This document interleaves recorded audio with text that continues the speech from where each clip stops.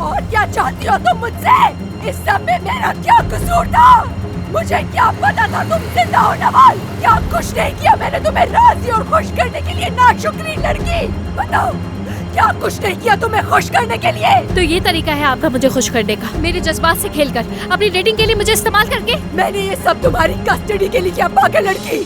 तुम्हें सिर्फ एक कदम मेरी तरफ उठाना था, सिर्फ एक कदम। क्यों तुमने मेरा मजाक बनाया? सच पूछी तो समझते ही नहीं आप मुझे। और यहाँ पर खड़ी होकर आप मुझ पर चिल्ला रही। हाँ, मैं चिल्ला रही हूँ, चीख रही हूँ मैं, क्योंकि तुम्हें सुनाई नहीं देता। तुम खुश होना ही नहीं चाहती लड़की। तुम्हें खुशियाँ, घर, माँ बाप, प्यार कुछ भी नहीं चाहिए। बेहिस हो तुम। खबरदार, मुझे कहा कि तुम्हें मेरे आने का इंतजार था। ये कि तुमने अकेले जिंदगी गुजारी, ये कि तुमने सारी जिंदगी इंतजार किया। देखो, आ गई ना मैं, सामने हूँ तुम्हारे, यहीं पर। आओ मेरे पास।